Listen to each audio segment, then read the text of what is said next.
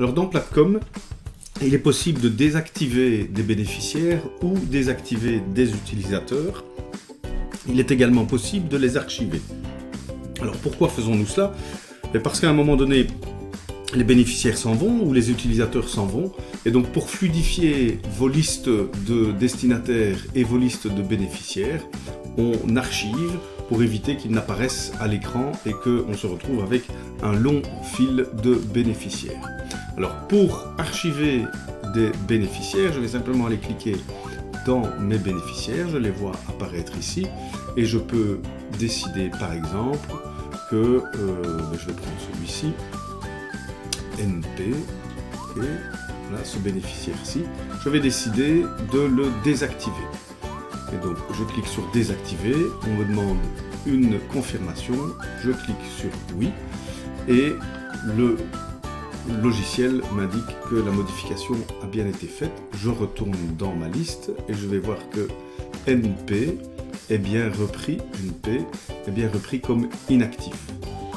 Alors, si je reprends donc ce fameux NP qui est ici, voilà, c'est Tian. Si je retourne dans tous mes messages, et que je vais voir les bénéficiaires, je vais m'apercevoir que Tian a disparu de ma liste de bénéficiaires. Il est donc actuellement inactif.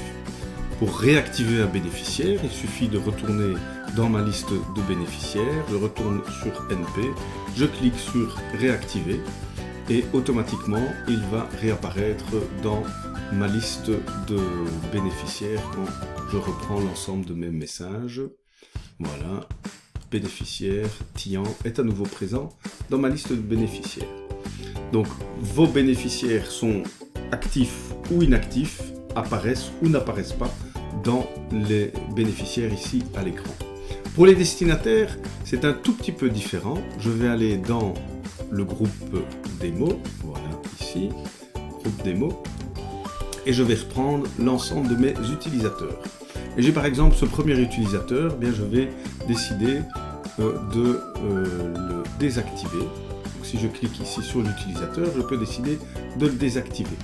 Voilà, on me demande si je suis sûr. Alors c'est intéressant de désactiver un utilisateur, par exemple, quand j'ai quelqu'un qui est en congé de maladie pour une longue période. Ça m'évite de payer un abonnement et ça évite également que la personne puisse se connecter alors qu'elle est en congé de maladie. Donc ici je confirme, la personne a bien été désactivée, je vois qu'il est noté ici qu'elle est inactive.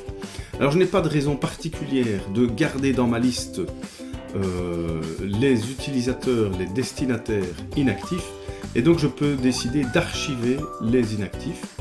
Donc j'archive les inactifs, et donc les inactifs sont partis dans mes archives. Ils n'apparaissent plus dans ma liste, ça fluidifie simplement la visibilité à l'écran, mais par contre je les retrouve toujours bien dans mes archives.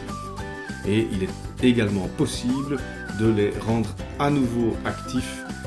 Voilà, si je clique dessus, je pourrais le réactiver pour le relancer dans le circuit. Ça peut se produire avec une rupture de contrat, une personne qui va travailler dans une autre institution et puis qui réintègre l'institution. Donc voilà comment activer, désactiver des utilisateurs, les archiver et désactiver les bénéficiaires.